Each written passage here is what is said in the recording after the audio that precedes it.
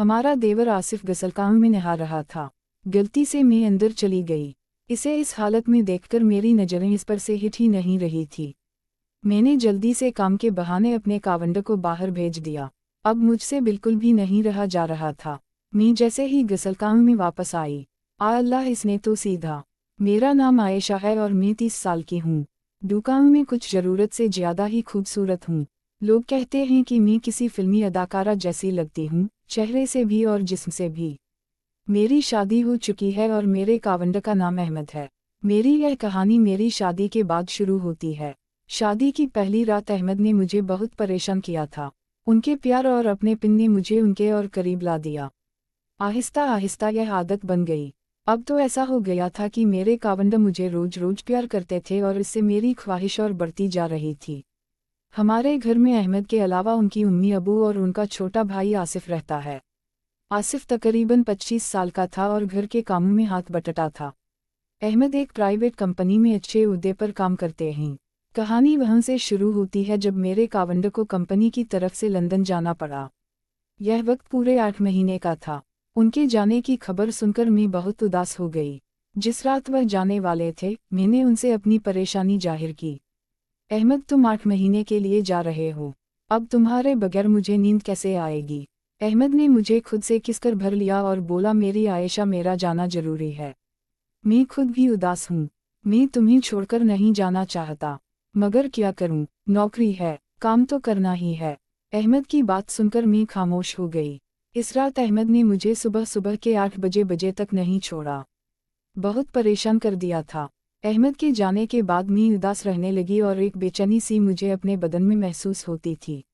मैं रातों को तड़पती रहती थी। यह अहमद के चले जाने के बाद की तीसरी रात थी। मुझे अहमद की बहुत याद आ रही थी। मेरे जिस्म की अबकिना बढ़ती जा रही थी और फिर मैं अबकिना होकर कमरे से बाहर आ गई। हमारा घर डबल मंजिला था। मेरा कमरा ऊपर जबकि सास और ससुर का कमरा नीचे था। मैं नीचे आ गई। फिर जब मैं अपनी सास और ससुर के कमरे के पास से गुजर रही थी तो मुझे अंदर से हल्की हल्की आवाज़ें आ रही थी। मैंने अंदर झांकने की बहुत कोशिश की मगर सब कुछ अंदर से बंद था। बस आवाज़ें ही आ रही थी। मुझे मालूम था कि अंदर क्या चल रहा है। मुझे बहुत देखने का दिल कर रहा था, ना जाने क्यों। पर मैं सिटुआ रूम से एक सटल लाकर ऊपर वाली छोटी खिड़की से देखने के बारे में सोच रही थी। पर शायद इससे काम ना बनने वाला था। मैं वहीं से कम 10 मिनट तक उनकी आवाज़ें सुनती रही। मेरी अबकिना बढ़ रही थी। मेरा गला सूख रहा था और मैं बावर्ची खाने में पानी पीने के लिए जाने लगी। बावर्ची खाने में आते ही मेरी नज़र मेरे देवर आसिफ पर पड़ी। वह बावर्ची खाने में ही सो जाता था। मजबूत जिस्म और गठील बदन देखकर ना जाने क्यों मैं इसे सोते हुए घूरने लगी। मैंने पहले कभी आसिफ को इस नज़र से नहीं देखा था। इसकी लंगोट थोड़ी सरकी हुई थी और इसकी रान साफ साफ दिखाई दे रही थी। मैं कुछ देर इसे घूरती रही और फिर वापस अपने कमरे में आ गई। मेरा ज़रा भी दिल नहीं लग रहा था। यह मेरे कावंड के बगैर पहली रात थी और मैं सोच रही थी कि ना जाने बाकी के दिन कैसे कट। ऐसे सोचते सकट कब नींद लग गई पता ही नहीं चला। सुबह हो चुकी थी। अब मैं बावर्ची खाने में अपने काम में लगी थी। तभी आसिफ आया और बोला, भाभी आज खाने में क्या बनाना है। मैंने जवाब दिया, सासू अम्मा से पूछ लो, और वह उनसे पूछने के लिए चला गया। आसिफ हटा कटा लड़का था। दुकान में सांवला था लेकिन इसकी कड़ोकमटा बहुत मजबूत थी। अगले दिन मैं सुबह उठी और ऐसे ही बाहर टहल रही थी कि तभी आसिफ दिखाई दिया जो नहाने के लिए जा रहा था। हमारे घर के बाहर ही एक गलकाना था और वह इसी में नहाता था। जैसे ही वह गसलखाने में गया, इसने दरवाज़ा हल्का सा बंद किया और नहाने लगा। दरवाजे में कुंडी नहीं थी। मैं वहीं आसपास टहलती रही और आसिफ के बाहर आने का इंतजार करने लगी। थोड़ी देर बाद वह नहाकर बाहर आ गया और इसने मुझे देख लिया। इसने कहा, भाभी अब तो आज बड़ी जल्दी उठ गई हूँ। मैंने जवाब दिया, थोड़ा टहल रही थी। वह सिर्फ अपनी लंगोट में था और ऊपर कुछ भी नहीं पहना था। वह सुबह की धूप में खड़ा होकर अपने बाल सिखाने लगा। मेरी नज़रें इस पर से हिट ही नहीं रही थी। इसे देखकर मुझे अहमद की बहुत याद आ रही थी। पहली बार मेरे दिल में अपने ही देवर के बारे में ऐसे ख्याल आ रहे थे। मेरे अंदर की आग की वजह से मैं अपने आप पर काबू खोती जा रही थी। आसिफ अपने काम में लग गया था और मैं अब तक नहाई भी नहीं थी। मैं जल्दी से नहाने चली गई और कपड़े पहनने लगी। लेकिन आज मैंने टाइट कपड़े पहने थे जो मेरे जिस्म से एकदम चिपके हुए थे। यह एक सिल्वा सूट था। अब मुझे देखना था कि आसिफ मुझे नोटिस करता है नहीं। जैसे ही मैं इसके सामने गई और इसकी नज़र मुझ पर पड़ी, इसने थोड़ी देर मुझे देखा। फिर जैसे ही मेरी नज़र इस पर गई, इसने फौरन अपनी नज़र हटा ली। मैं समझ गई थी कि आसिफ की नज़रें कहाँ थी। मैं जानबूझकर काम करने के बहाने इसके सामने आने लगी, इसलिए मैं जानबूझकर इसे उकसाने लगी। शायद वह भी समझ रहा था कि मैं क्या चाहती हूँ। यह सिलसिला ऐसे ही कुछ दिनों तक चलता रहा। मैं रोज जल्दी उठकर बाहर टहलने लगी, खासकर गसलखान के आसपास। आसिफ भी अपने सही वक्त पर उठकर नहाने के लिए गसलखान जाता था। एक दिन इसने अंदर जाने से पहले मुझे देख लिया कि मैं बाहर टहल रही हूँ। इसने जानबूझकर गलकान का दरवाजा ठीक से बंद नहीं किया, जबकि इसे पता था कि मैं बाहर हूँ। शायद वह भी मुझे उकसाने की कोशिश कर रहा था। मैं देख पा रही थी कि वह सिर्फ कच्चे में ही नहा रहा था। इसका आधा जिस्म मुझे साफ दिखाई दे रहा था। जैसे ही इसने देखा कि मैं इसे देख रही हूँ, इसने जल्दी से दरवाजा बंद कर लिया, ऐसा जिताया जैसे इसे मालूम ही नहीं था कि मैं इसे देख रही हूँ।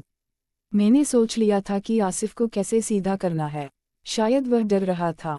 मेरे दिमाग में एक आइडिया आया कि क्यों ना मैं इसके गसल खाने का पानी बंद कर दूं।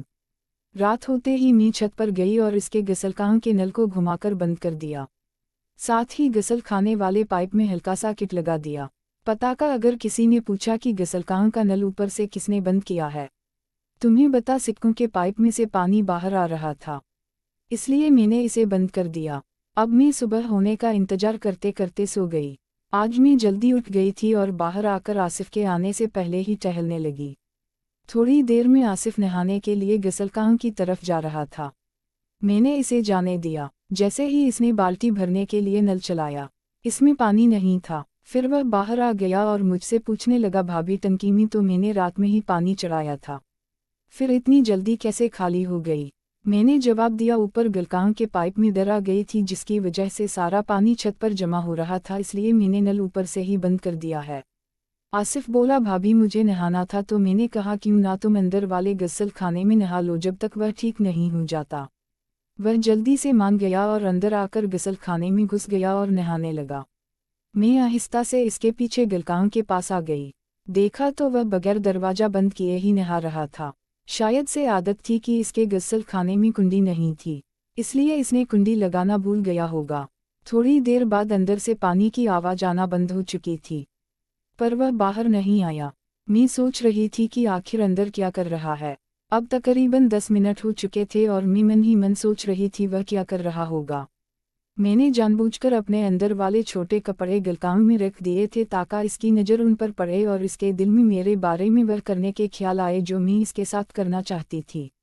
अब मैं बाथरूम के दरवाजे के पास खड़ी होकर अंदर झांकने की कोशिश कर रही थी।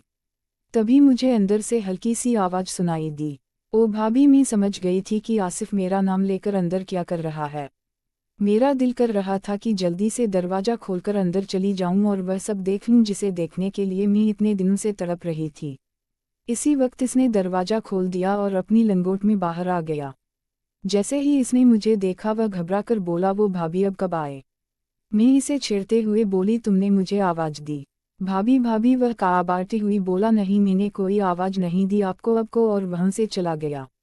जैसे ही वह बाहर गया, मैं गसलखान में आ गई और अपने कपड़ों को देखने लगी।